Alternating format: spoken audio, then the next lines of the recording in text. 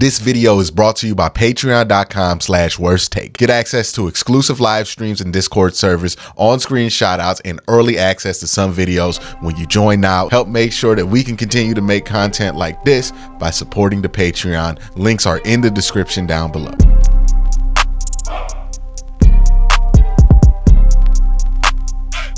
You know, so much has been going on around the Cleveland Browns.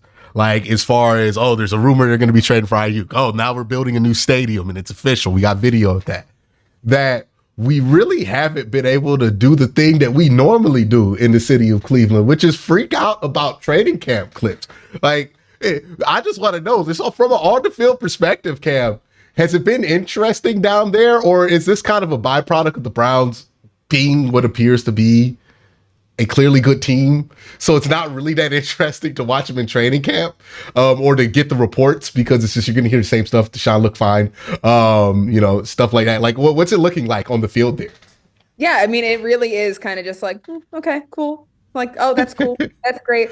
And then you get like days like Tuesday. Tuesday's practice was interesting because it was the first time you really got that intensity from the defense. They've been playing really well throughout training camp, of course, but they sent more in. They sent more of a pass rush in these 11-on-11s, and you got a real simulation of a defense coming at the quarterback. And so there were a lot of moments where Deshaun struggled, and it wasn't necessarily because I think Deshaun was struggling as a quarterback. I think it was Myles Garrett being a practice disruptor and just, he's all over the place, right? You could see him beating those tackles. And you had guys like Mike Hall beating Ethan Posick, who is a very good center, but Mike Hall's a rookie, but like he's got this upside too. And he's trying to show what he can do. And so the competition has, in the last few days, particularly, especially when they get the pads on too, has been really intense and really amplified. And so those clips kind of make it a little less interesting offensively. People like to see the deep passes and Deshaun kind of go through that shoulder rehab, and even the clips of the backups like Jameis Winston and seeing how Dorian Thompson-Robinson's progressing and Tyler Huntley. But when the offense doesn't really have that defense against it, you get to see the fun, flashy, deep passes, that kind of fun stuff. So those clips become a little bit more interesting. When the defense is kind of focused on, it's not as interesting, and then you get some different kind of narratives. But the past couple of days have been very interesting in a less flashy way, just because you're seeing two really good units, I think, what could be really good units going against each other to try to make each other better. Very cool. You don't want to see outright domination, right? Because that usually means that like one unit's okay, but the other unit is sufficient, right? Insufficient. So you want to see it go back and forth, and you want to see them compete, right? I think that's the main thing with training camp. It's about process. It's about competing. It's like, hey, come back. Okay, you lost that day. How do you come back the next day? Are you going to be a front runner? Are you only going to be able to do well when everything's easy and you're dapping up your boys and you're doing your celebrations? Or are you going to be able to work back from it, right? And I think that's been one of the questions with Deshaun. It's like, okay, it's when he's rolling, right? But sometimes he stops rolling and you have to worry about, okay, is he going to be able to get himself back up? Like we saw in Houston, it hasn't been as consistent in Cleveland. But you mentioned a young player, Michael Hall. I remember seeing him at the Senior Bowl and thinking, oh, whoever drafts him, they're going to love him in camp. Because first play out the gate at the Senior Bowl, Mike Hall hits a spin move on the guard, and you're just like, oh my God, who is that in an Ohio State helmet? Like, he has that quick twitch, that burst that not a lot of guys have at 250 plus that makes him stand out. And I imagine if he gets out there, and I don't know what string he's going to be playing, they're kind of thin on the defensive line, so he might be going up against some ones this weekend. But you're going to get a moment where he's out there and he makes one of those flash plays where you're like, oh my goodness, like, well, who is that guy? I think that's going to be somebody who's exciting for some people. Somebody who's on the offensive side who I think is similar to that is Cedric Tillman. Now, we all knew that he needed a really good camp. How has he been through OTAs and now camp? Like, you think he's really honed in on what he needs to improve to be able to eventually be a part of this passing attack? Yeah, I think so. I think that he's already put together some really good plays just in training camp and OTAs, mini camp, where he's showing that he can be that deep threat, right? He can get there. He can be a guy that can run a good route. It's just, I think what we saw, that was kind of the biggest problem from last year, was he oftentimes got lost in the play. He wasn't sure what to do. And I think a lot of that goes back to just how he was utilized in Tennessee, right? Like what did they have him doing? Not what he's being asked to do in Cleveland. And I think that a year of practicing that, and you say practice, but it was really in-game learning too. And he didn't have the luxury of just kind of being that guy that didn't have to play because they needed to change things up. They needed him in the offense. And so I think at times it looked like he didn't know what to do because he just needed to learn how he was going to be utilized in this system, in this offense, which is a lot more complicated than what he had to do in college. And so in year two, I think that has been the focus in this offseason. I think that's been the focus for him. That's been the focus for coaches who are working with him and in that organization, to kind of get him to a better understanding of different ways he can be weaponized for this offense, and truly to understand the playbook. Not that he didn't understand what the plays were, but to see it on paper and to do it in the classroom, and then to have it in game moments and to adjust to those looks that a defense is giving you is totally different than being in the classroom. And I think that was the big thing for him, is having to adjust to that life in the NFL. Year two, I really think that he can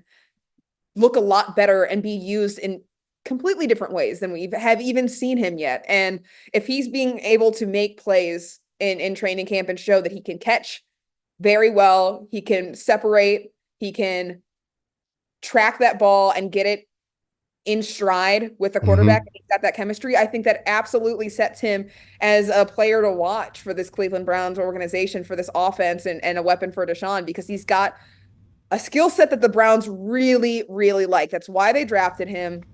They think that he's that sideline guy. He's a big body receiver. People talking to people in the Browns organization, they've compared him to DPJ when DPJ was here, but with a higher ceiling and maybe a little faster play, a little bit more athleticism than even DPJ had. And he was a big part of the Browns for the time that he was here. And yet he still wasn't unlocked in the way that they think that they can unlock Cedric Tillman. So I think year two starts to see if we can get there, and we can start to see that from him. And with the things that he's worked on, I really do think that he could be a big part of this, and he can take that leap to be the receiver that the Browns think that he can be. Yeah, and the one thing with Cedric Tillman that I think I have to give him grace for is it's not just that he had to play in a new offense. That offense changed several times throughout the year. They were running whatever they were running with Deshaun at the beginning of the year. And that's kind of what PJ ran, but PJ's going to run it a little bit differently than Deshaun does because PJ's not Deshaun. And then DTR comes in there. That's a completely different thing that they were running, right, with DTR in there. And then you have Joe Flacco come in, and that was a completely different thing, right? So it's not just he needed to learn one offense. It was like almost learning three of them, and then learning how to adjust to what three different quarterbacks want.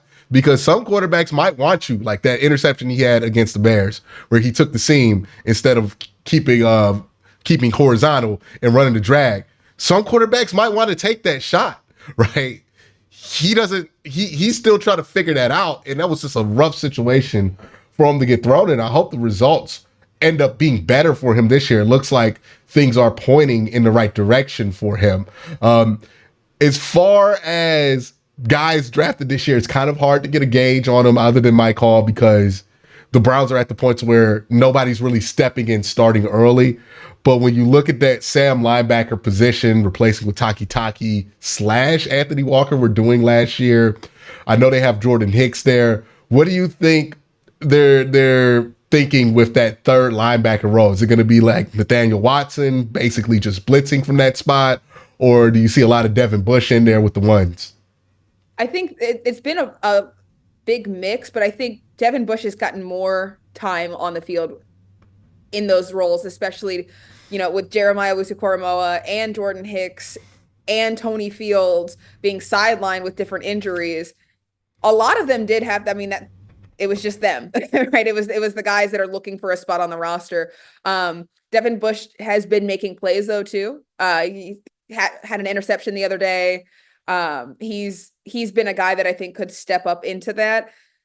Now with Watson, they do like him. There's obviously they drafted him, but I think that what they like about him is his football IQ, his Hmm. intelligence, his ability to learn. And so I think over the next few weeks here, these preseason games and as training camp continues to ramp up, and when you start to see guys coming back, like Jeremiah Wusu came back. He wasn't out there in 11 on 11s. He was just working on individuals, but he was back. Jordan Hicks is not expected to be out very long. So when he gets back, then you'll start to kind of see how they shape that up with that third person. It's been kind of hard to tell the past couple practices because the room has been dwindled as they work to the side and inside. But the next couple days, I think we'll start to see, and then in that preseason, the first preseason game, going into the week after, I think you'll start to see things kind of take shape on how they're prioritizing what they do with that third position. And Tony Fields is a guy, he's a big special teamers guy, but when you lose Taki and you lose Walker, that presents that position for you to come in and step up. And he's been doing this for a couple years here with the Browns, where he's been looking to make a name for himself. He steps in and he does what's asked of him. He's made some plays for the team before, and I think that he's a guy that could shine here with this opportunity, with a linebacker room that doesn't have a lot of bodies in it. It's a really small room with guys kind of on that fringe looking to come in. So as for the rookies and some of the new guys, I do think it's going to take some time to kind of figure out where they're valuing who and what they want to do there. It's just been difficult with all the injuries to kind of get a real gauge on that. Do you have any reading on where they're leaning with the DeJuan Jones, Jack Conklin thing? No, it's like, I would say, so DeJuan Jones is, I think, further progressed through, and he's out there, he's taking all the reps and he's doing that. Jack Conklin is not really out there, and I think that he's obviously still going through the rehab for his knee. How concerned are you about that still going on despite that injury happened, week 1 last year? It's tough because you like Jedrick Wills, right? He's out there and he's not participating in team activities, but he's out on the side. He's working out. Now we saw Jack Conklin in the spring, kind of off to the side with like Joel Bitonio. They weren't really working, but I haven't seen a lot of Jack Conklin. And I think that to me, it doesn't necessarily indicate that he's not as far along, but it gives you a better sense that somebody's kind of ramping up towards being back when they're out there, when you can see them working on the bikes, working with trainers, and you can see kind of how their progress is going just based off of the rehab. And you're not really seeing that with Jack Conklin, so it's hard to tell. So to me, it feels like maybe he's not as far along as a guy like Jedrick Wills, who is out there, or maybe he's just working inside and he doesn't really need to be out there. It's so difficult when they're not kind of present there. But again, DeJuan is out there. He's there every day. I think last year he proved what he can do. And if he can do that as a rookie, what can he do in year 2? What can he do in year 3? I think that he's a guy that you can't teach size, first of all, like his length, his size, and then just his athleticism that he has in spite of being so large. Like, you wouldn't expect that. I think that is a really big thing that this team benefited from last year. And so where they go from there remains to be seen, especially with the injury. But right now, I'm really high on DeJuan Jones, hoping to see Jack Conklin at least get out there and work with some teammates to the side and kind of be more involved than I've seen him. Not that he's not there. It's just needs to be a little bit more active for me to feel comfortable thinking that he's going to be like good to go early for the team. Speaking of, I think whenever we talk about injuries, we got to talk about Nick Chubb. Now, you guys witnessed him sprinting in Greenbrier at the end of practice. Is that correct? Yes. Okay, explain what exactly happened with that, and what have we seen since that? So after practice wrapped, Nick Chubb and Naheem Hines on the field, and they were working with trainers. They all do their post workouts, obviously, after practice ends, whether it's technique or whatever. And Nick and Naheem were out there with trainers, and they were sprinting. the fields, just back and forth, full go. Very and when I say full go, I mean they were running hard. Like Mm. it was one of those things that you really did have to stop and say, "Whoa, let me watch this," because you can see it in videos. I mean, for the past couple months, right? You've seen some videos of him working out at running a track, and his own personal videos that he's posted of his progression. But to see it in person and to see how hard he was running, and the way that they were stopping, like real quick, not really necessarily like a running back cut, but Hmm. enough force to kind of put some weight on that knee and to stop and simulate a cut. And making those, and it just kept going. Jimmy Haslam standing there watching him, sitting in a chair, just observing, just watching his running back. They've been spending a lot of time together, off to the side, just kind of talking. But that day it was a long time. It was a good chunk of time where they were full sprinting, and to have them both be recovering from ACL injuries and to take that step, Nick Chubb in particular, because we saw it happen. I think that's what makes this more shocking, and it Hmm. should be shocking because it's rehab. That's what you do. He is progressing towards being healthy.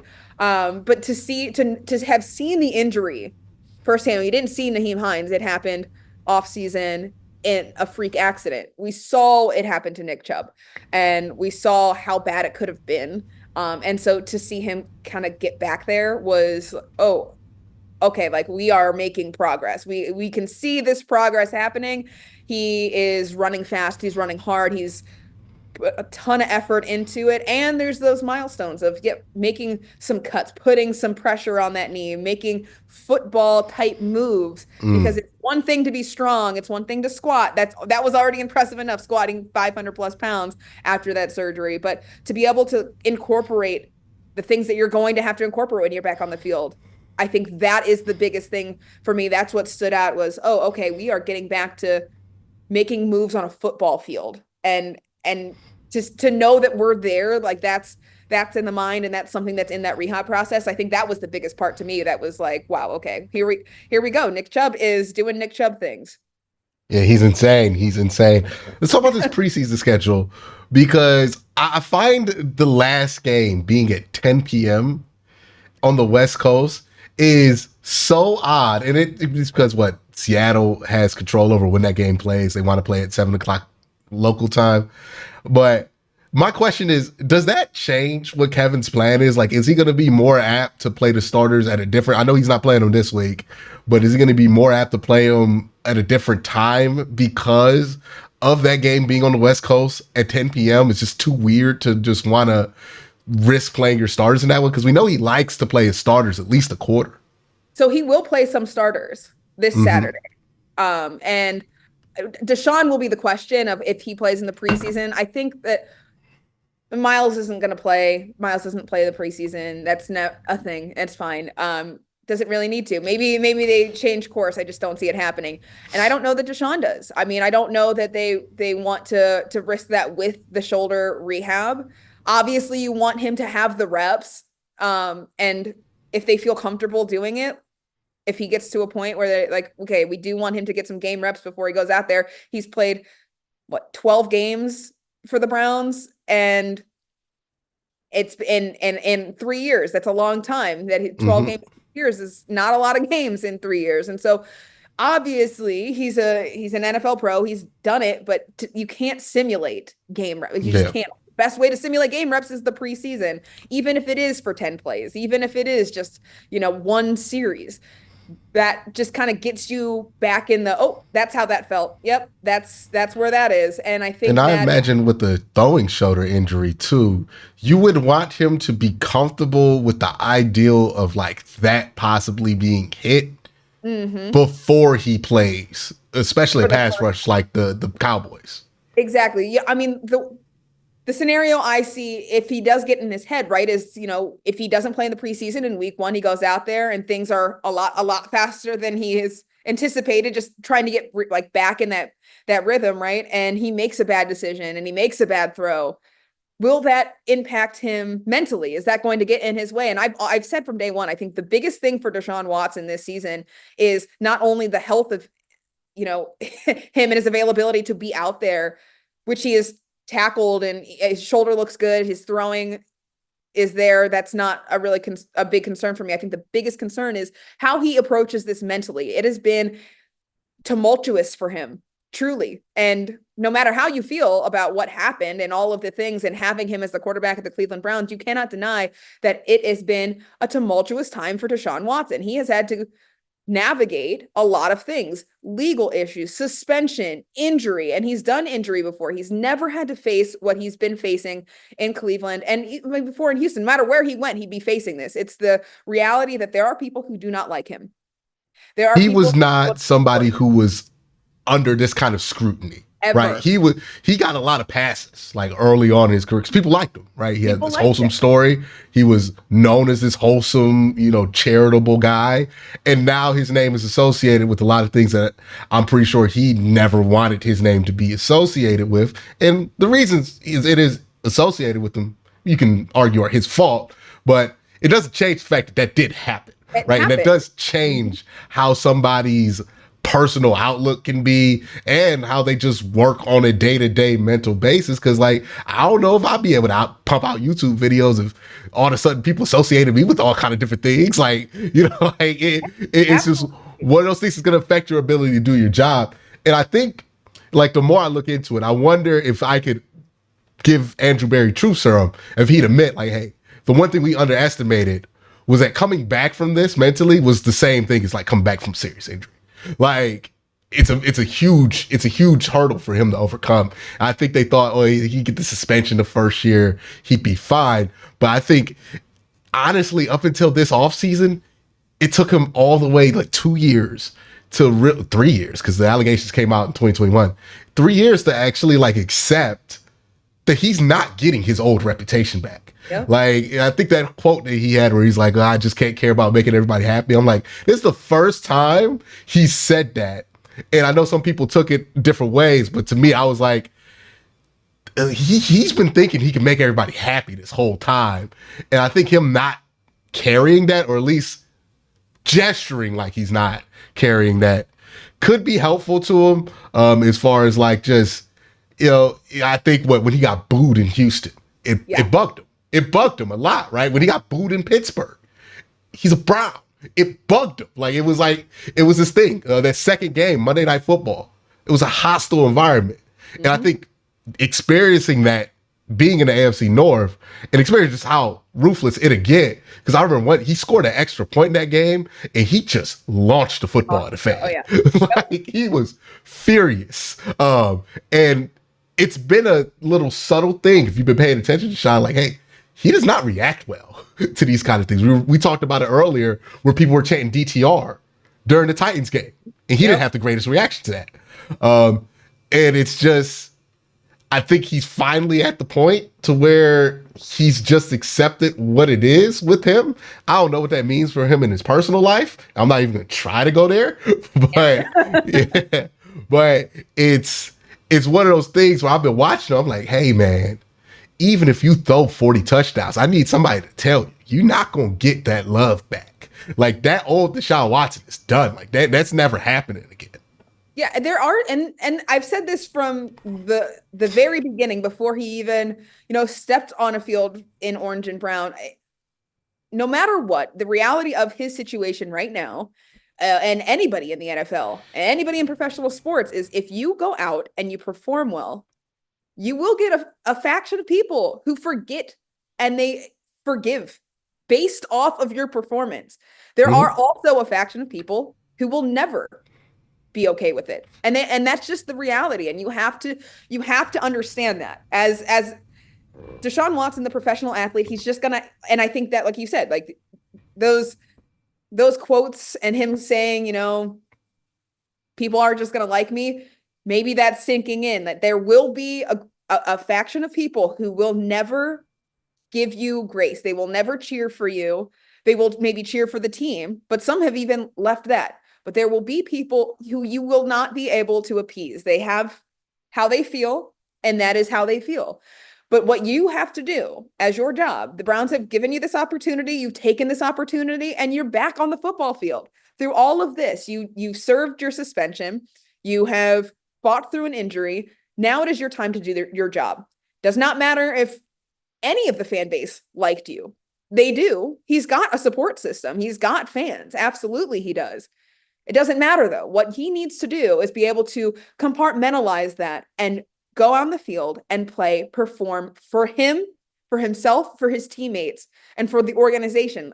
And then for the fans who do support him and will support him and then will forgive him when he plays well, I think that's a whole separate ball game. You can't look at that. But when it comes, then you can enjoy that. When you can kind of bask in people cheering for you once it happens, but you can't play every down hoping to appease the entire fan base, because it will not. This is too messy and too complicated of a situation that the Browns had to navigate through with getting him. And I mean, we're still having conversations, and like, how do you have conversations about this? How do you address it? How do you talk about it? It is complicated, but what isn't complicated is what his job is, which is to go out there and just do the best that he can do as a quarterback. For him, I think the important thing that I've been talking about is like, hey, it's not going to, we have been talking about Deshaun Watson. It's like, oh, now he's not good, right? That's been a national discourse about it. If he plays well, then that opens up a whole nother level of discourse about, one, his play, and two, how we should even talk about it. If he plays super well, the team gets to the Super Bowl. No matter what he does, this is always going to follow him. This is always going to be something that's there. It's not going away. And I think even the time of something like that being able to disappear, it's not going to happen anymore, right? Like, there's not 7 news channels available and nobody's willing to talk about it because the Browns won 50-25. Like, there's plenty of places to get information. There's plenty of people who will be willing to remind you what he's been accused of. And that's just what the landscape's going to be. And for him, it's a better place to be at, even if he is behind the scenes making changes to become a better person. Again, not even going to try to guess what that is, but it's something you do have to accept. If you've wronged people and you want to become better, is the people you have wronged ain't never going to like you, and they're never entitled to like you, and you're not entitled to their forgiveness. So, I don't think he's gone that far yet. Let me be clear on that. But it's just a part of this whole thing, and it's a process. I think Dee Haslam actually is the one that said it, where she was like, hey, this kind of stuff, like when you talk about mental health and therapy and like changing habits that somebody might have had, this stuff takes years to go. He's not just going to have like a session and say that, like, it say the right stuff and it be fixed, right? Like, it takes years. And it's just going to be something that you have to pay attention to with him when he talks. But hopefully things, well, I don't want to say continue, but hopefully things go in the right direction as far as that whenever that stuff does come out, because we want less people to have allegations overall. Like, it's a better world if we live in it, if less people are being wronged. But the preseason schedule. Yeah, all that to talk about the preseason. All of that to talk about Deshaun Watson not playing in the very first preseason game, but perhaps playing in another game. Do you think he's gonna go with the normal plan though? Because like he usually, last year he played Zadarius, I think, the whole preseason. Like, it was basically Zadarius was anchoring the defensive line the whole preseason. And the defense had starters out there, but I don't know how much that had to do with just having a new defensive coordinator. I wonder if this is going to be a situation where it's like, hey, we trust Jameis to be similar enough to where we will run like a Jerry Jeudy out there. Probably not a Coop. But like Elijah Moore, definitely. Like, I wonder if we're just going to see a consistent smattering of the select starters, and we're not going to see like the full number one unit out there anytime soon. And if that's the case, if we know like Joe Bitonio is probably not somebody who's likely to play in the preseason, right? I don't know what Wyatt's status would be. You think we see Zach Zinter get some reps with what is the quasi ones? I think he could, maybe, especially maybe not the first game, because there will be starters for sure, and I don't know what their plan is for games 2 or 3. But yeah, I think that as it goes on, that smattering, as you called it, I think like pieces and parts of, all right, here's a guy that we would consider a 1, and he's kind of running with the twos just because we need to get him some reps. We want to get him some reps. We'll have him out there. I think it could be one of those situations where Zinter does that. He's been out there in some moments in training camp already, and he's, I think he's a guy that they want to see what you get from him because he's the future of that line. And I think that he will be a big part of that. So yeah, I think that he's a guy like that. Defensively, it will be interesting because I think there's a lot of guys too with the way that they navigate their rotation. Was Darius Smith, first of all, the knee contusion. Will we see him in the preseason games? Probably not like we saw last year. Not as Zadarius has anything to say about that. I know. He's probably like, Zadarius going to play in the preseason and lay down like he did at the end of the game. No, the knee hurts again. Sorry. No, nah. But I think there's so many guys that you can utilize in that position, like at Alex Wright. Isaiah Thomas is a guy that's been working a lot with Miles to the side. There's so many guys that like are plug and play and in the rotation, but you want to get looks at. So they'll probably kind of make up the defensive ones and the starting unit because the defense is the defense. They have been at their core together now. This is year 2 of Jim Schwartz. Not a ton of moving parts outside of that linebacker room, and then some new faces on the interior of the line. Really, other than that, it's the same. So it's not as if you're trying to get looks to see how it comes together. You know how that functions. You just kind of are looking to elevate it.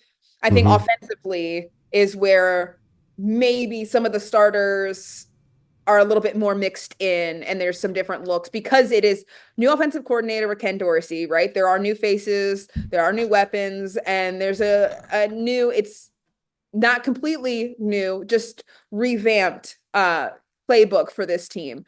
And so that to me is where I am expecting to see maybe some more of the starters in that situation.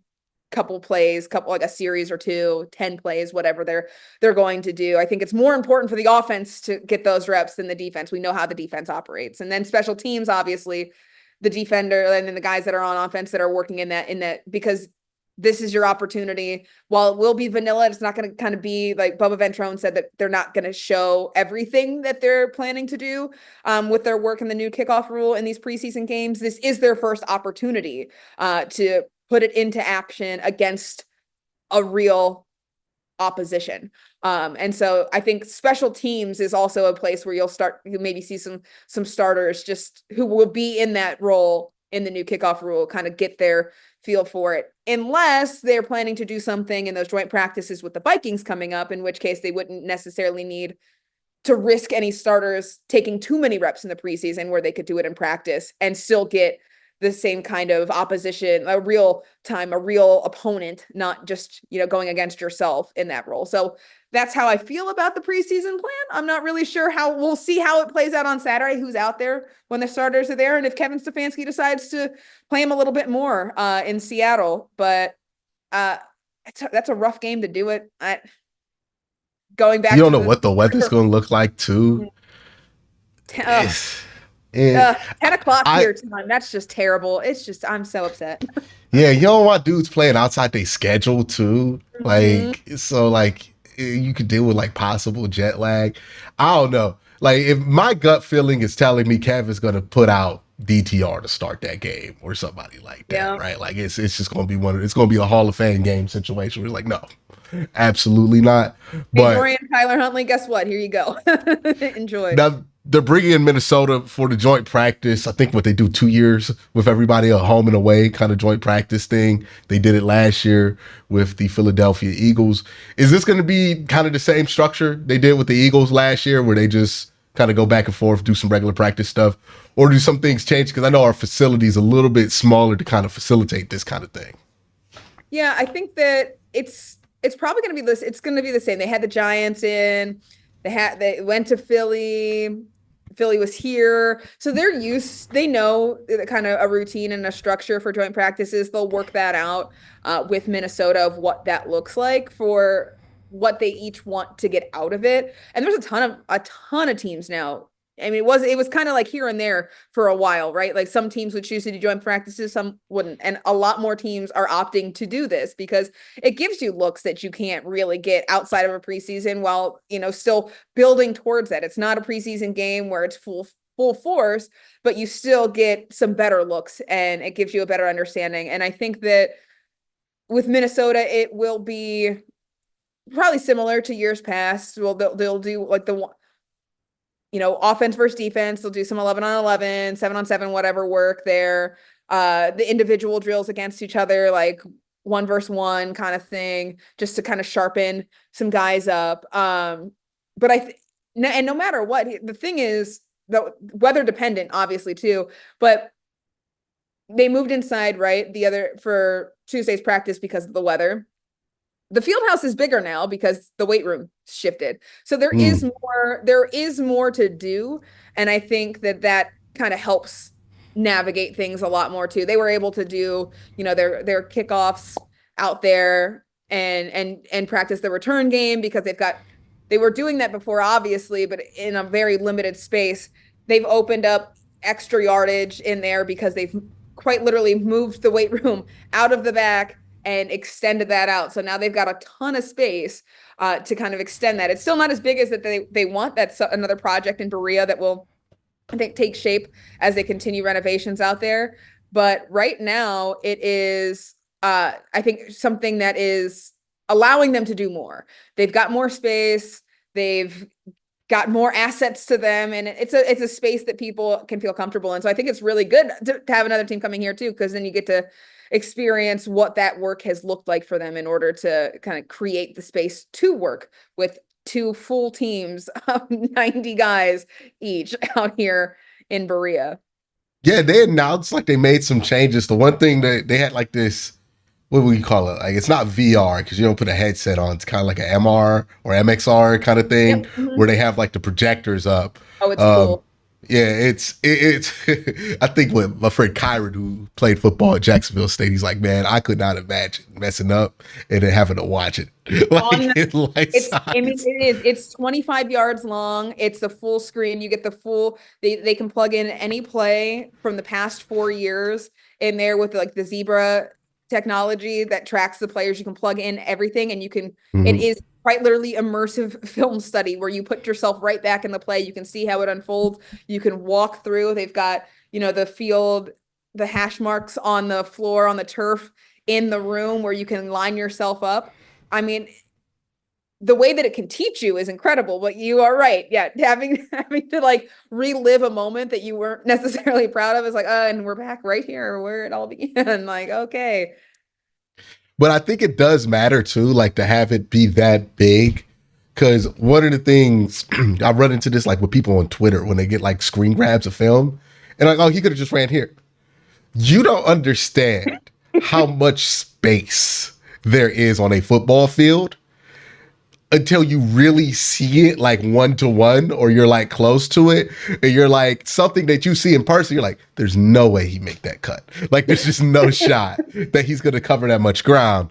But you see it on film from like the sideline angle and it feels like there was enough space, or like you'll see from the end zone angle, a huge hole and it looks huge and it looks like it was open for a while. But if you see that in real time with real spacing, you realize like, nah, there's an arm there. Like it's not really there, dog. Like, so I think that helps too, because sometimes it just gives you a clear picture to read off of and to make decisions off of. I think especially for those quick twitch positions, right? Like somebody like a JOK, this is going to be great for him for recognizing and attacking, or Jerome Ford. This could help him increase his vision because you can make those quick twitchy kind of decisions. For like a quarterback, it's a little bit different because you're still going to be at elevated angle. So it's not really 1-to-1 with what you would see. So it's basically just regular film study. But I think for certain positions, especially those quick twitch reactive ones, this is going to be real helpful so they can like have a better idea of, okay,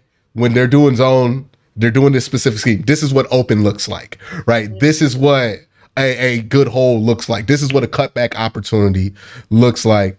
It just drills those things in your head. I think it does do a lot to make you better. It's just interesting like knowing and living with the Browns from the post 99 era. And now they're moving out of the since 99 era, right? Where everything was since 99. We haven't done this. And now they're like a normal team. It's just interesting watching this team be normal, but also like kind of be at the head of the pack at some things where you're like, oh, wow. Like, no, the Browns are somebody you want to follow there. It's just been an interesting shift of how this organization has been ran.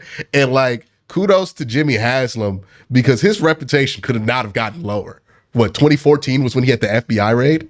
And then now you look 10 years later, if we did approval scores for sports owners, he'd be like 70%. And he's building a new stadium, right? Which is something that usually divides fans. But he's clearly changed that reputation along with Dee Haslam getting her more involved. So it's been interesting to watch that shift of, ownership actually growing into the position. Yeah. They've from day one, the Haslams have always wanted the same thing. They have wanted to win. Their approach to how they got to that place with the organization has shifted. It was a lot more hands-on. And to, their credit, they would hire somebody and it wasn't the right hire. And then they have to do it again, and they'd have to do it again. And so it's easy to get your hands involved when things aren't working out. And then it gets messy, and it's just and then the fans are looking at you and they're blaming you because you are the consistent, you are the constant, you are the owners. And I think Kevin Stefanski and Andrew Berry, the two of them together, was the best thing to happen to the Haslams. It was the best thing to happen to Cleveland in a very long time because it created consistency and a winning level. And it provided an environment for the Haslams to be hands off as, I don't want to say meddlers, but being so involved in football ops and the decisions that directly impact game days. I think that was the biggest issue, right? And now they can take a hands-on approach to ownership. And they are very generous owners in the way that they spend their money and the way that they fund things and the way that they, not just for the Browns, but really in Northeast Ohio. And I know that there's obviously they're looking for taxpayer dollars for the stadium, and that's a part of it. That's every single owner. But at the end of the day, they are spending a lot of money. They've spent a lot of money on that weight room and the immersive technology on trying to make Berea this massive complex that has all of these different resources and it's a destination on its own. The stadium, when it is built, the development around it, if it's in Brook Park, that has to be nothing but development because there's nothing in Brook Park. They've got to build around.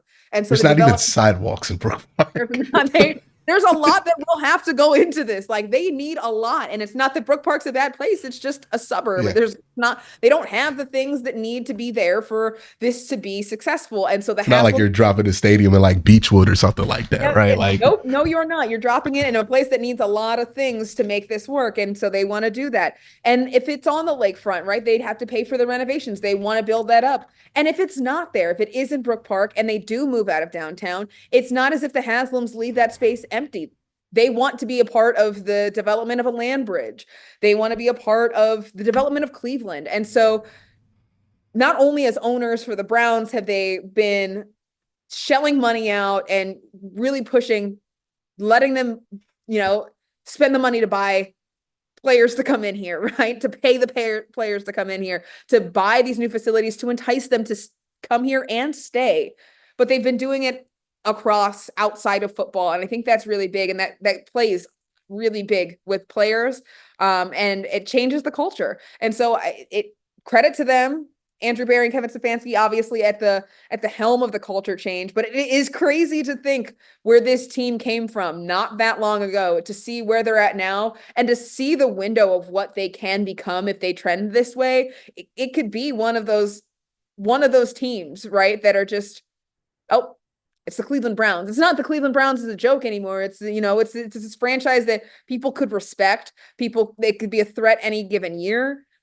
Players want to come here. Players leave their teams to come here. Players continue to write out their contracts in Cleveland. Mm-hmm. Like when Amari Cooper came out, was like, "Nah, I want to retire here." He's like, "Listen, I want the extension. I don't want to go anywhere. I want to be a Cleveland Brown." And that's so different than it has been. And so it's really interesting to see that and to think of what could happen should this trajectory continue, and if they can continue what they're doing now, this could be something really, really special for a long time. And we wouldn't even recognize the Cleveland Browns from 10 years ago. Yeah, it's just like I was talking about this with somebody, and it's like the Browns are now a team that has like multiple layers and levels of veterans. Like not just veterans, like Kevin Stefanski guys. Like where you're like, oh, okay, that's a Kevin guy. He's gonna go if Kevin has an offensive coordinator gets hired or something like that, or one of his position coaches get hired to be OC, like we saw with Alex Van Pelt, right? You saw like Tioni Takitaki head over there, or certain guys like follow. It's going to be one of those things where it's like, no, the Browns have like a definite culture. They have a face of the franchise in Myles Garrett and Nick Chubb. Like you have definite things you think of when you think of the Cleveland Browns. And that just wasn't the case for the longest time. Like, yeah, you had Joe Thomas, but he's an offensive tackle. He's 1 of 5. Nobody, like you didn't go into games being afraid of Joe Thomas. Like Joe Thomas wasn't going to beat you. They go into games, they're like, oh, Nick Chubb, Myles Garrett.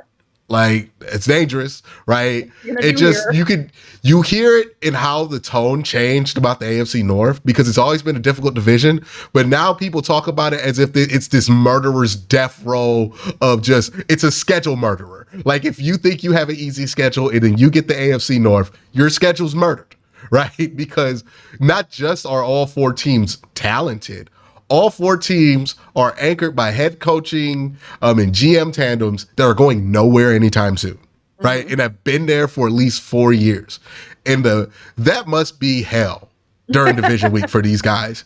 Because like you're just like, we know what they're gonna do. I think that's why Baltimore like changes out their defensive and offensive coordinators so often. Like you see Pittsburgh try to do that as well. The Browns just did it here. You got to change something when it's been 4 years of consistent tape.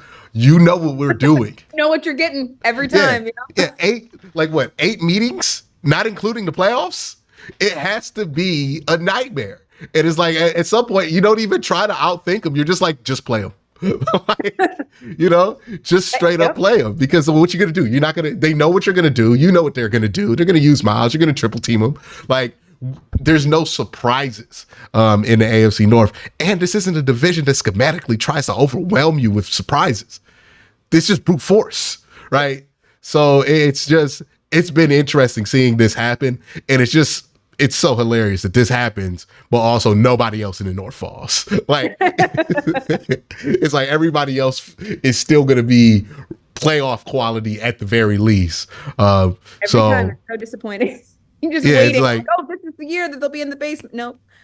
It's like there's not even a basement in the AFC North. You can finish last and be like the 6th seed in the playoffs. So it's just an interesting world the Browns live in. It's interesting where we've gone from where the Browns have been, and then by the time they get into a new dome, who knows how people are going to view the Browns. Like these things kind of change generationally how you view football teams, and it would be a great day and a weird day if I ever talk to somebody and they're not even aware of like 2018 or before, or I talked about this before, like if anybody ever gets nostalgic for those uniforms they wore during the Hugh Jackson era, I'm going to fight somebody, because I'm like, no, y'all didn't live that. Like never, we're never wearing those again. Bury them, never resurface, scrub them from the internet. Like, if you show me a picture of somebody who played for the Browns in that era, Photoshop the jersey. Like, put the new ones on. Go classic. Put the old jerseys on RG3. I don't need to see him in the Cleveland chest jersey ever. But Cam, always a good time having you on. You're gonna have a ton of great stuff for News 5 for the preseason. Just let them know what you have cooking up for the Browns this preseason and for the regular season as well. Yeah, preseason games on our air. So you're watching News 5, you're watching the preseason games. So some really cool interviews and sit downs. I think the one I'm most excited about is coming up. Rodney McLeod. We know this is his last season in the NFL, and he is just a man on a mission, and he was really, really great. So I'm really excited to share that one. And then of course, throughout the season, we've got features and segments and next man up and all of that. It's not ending. And I think I have a couple more surprises, a new segment that is not disclosed right now, but it is in the works and it's going to be really fun. And so that's what this year I'm just trying to tackle this in a way this is have fun. Let's kind of show some of the personality. I've always tried to do that, but like really show the personality of this team, because I think this is a really special unit, and I think this could be a year that is really, really fun. And so why not channel it with some fun stuff? I forgot to do it. What's the vibe check? We got to do the vibe check in Cleveland. What's the vibe check? How are the vibes in Berea? Vibes are high.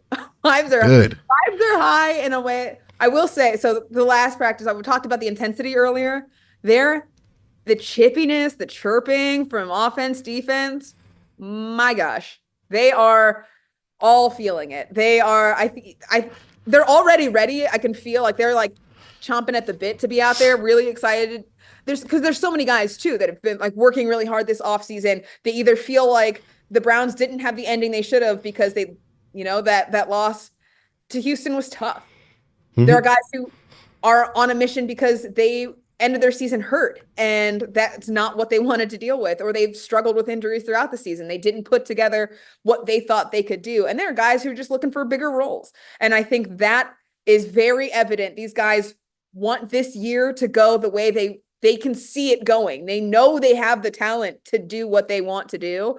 And so to see that kind of passion and the confidence that they have in themselves to be able to do that, I think is huge. And so the vibes are very high because these guys want to get out there, and I think we all want them out there. I want to see this on the field. It's one thing to see it on paper and to see what they've done. It always needs to go on the field before you can really get a glimpse of anything and really glean anything from it. So we'll see, but right now feeling really good about what this team has been being able to put together, and it's going to be a fun year, fingers crossed. Because I'm going to say a sentence here that's going to make us feel old and feel deprived at the same time.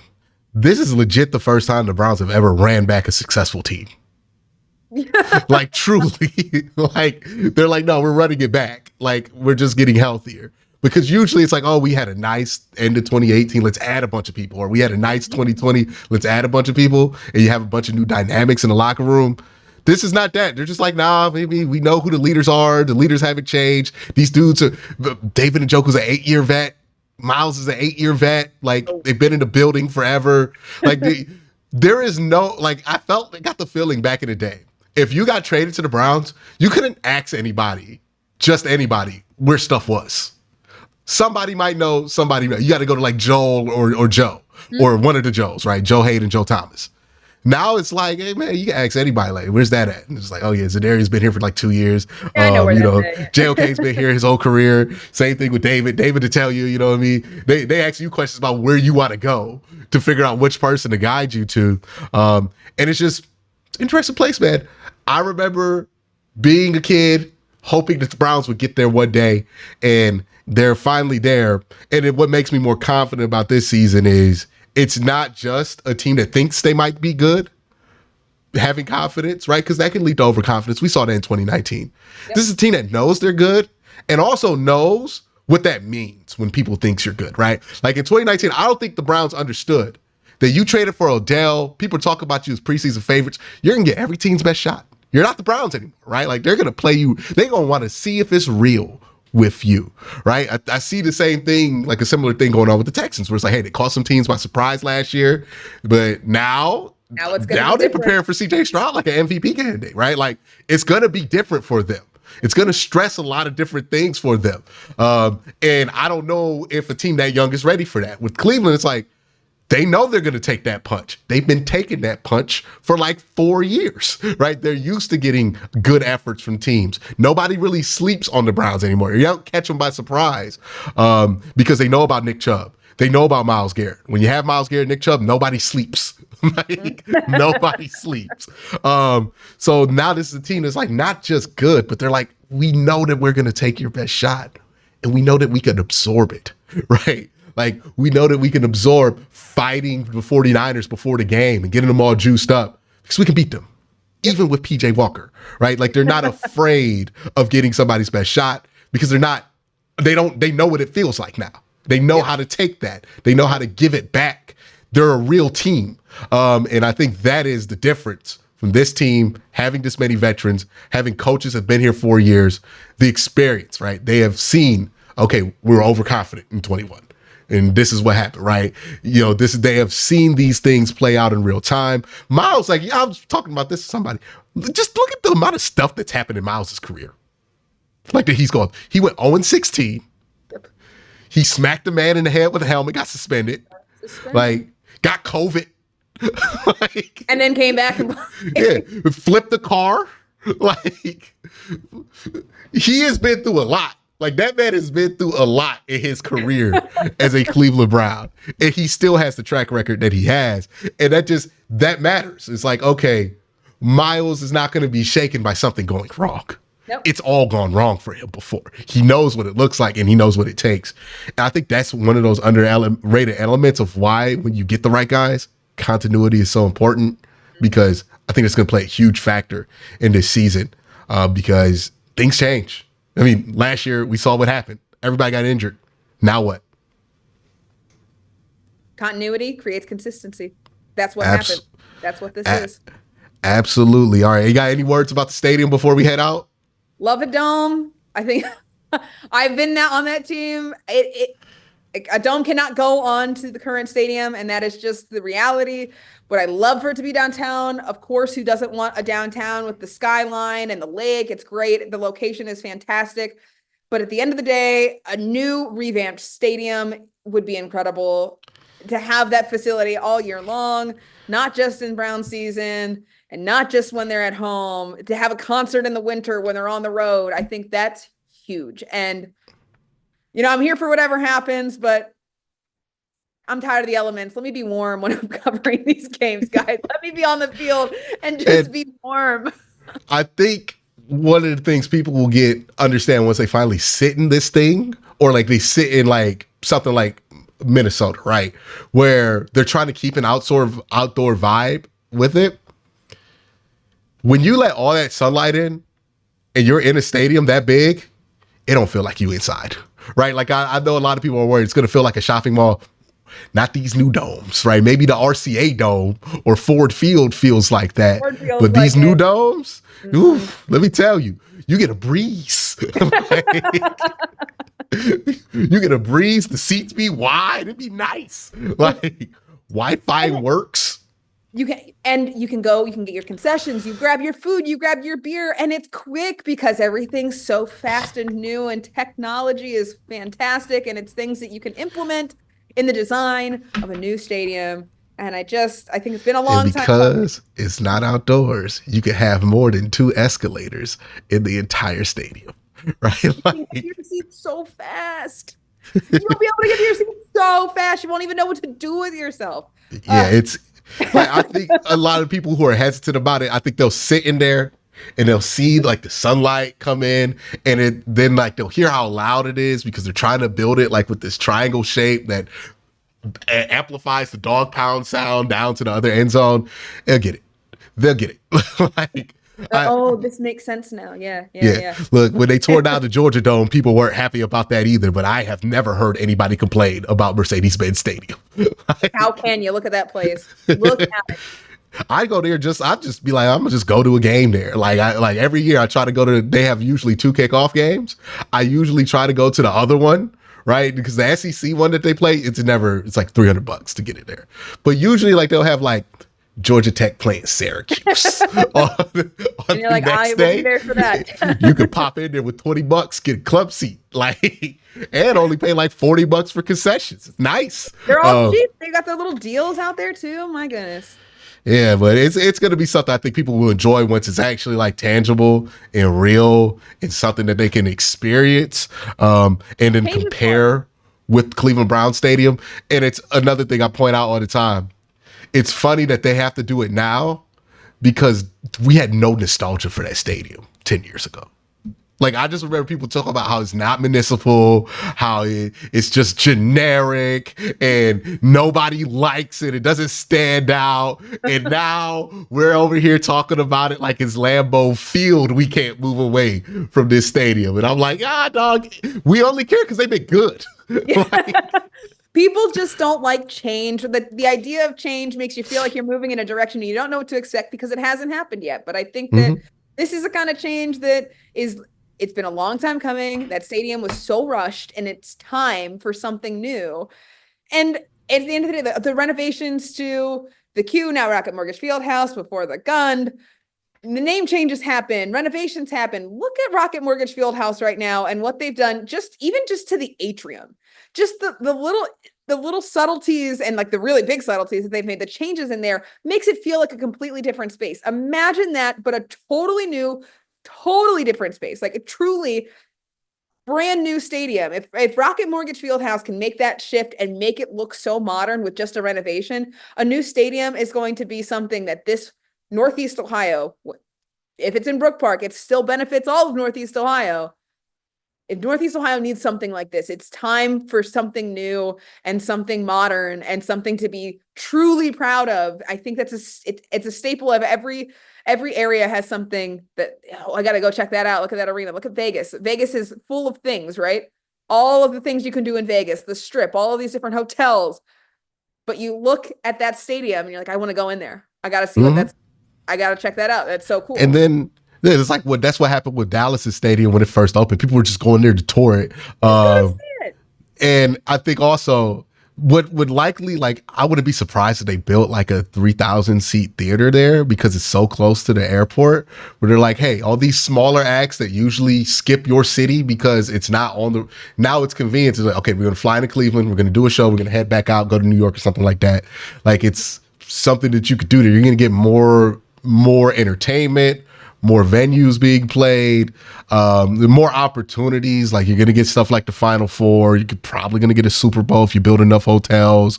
And like those events, if you live in the city, it's kind of cool, but I understand like being like, it's really inconvenient when you're in the city, because I never look forward to the city I'm in hosting stuff like that.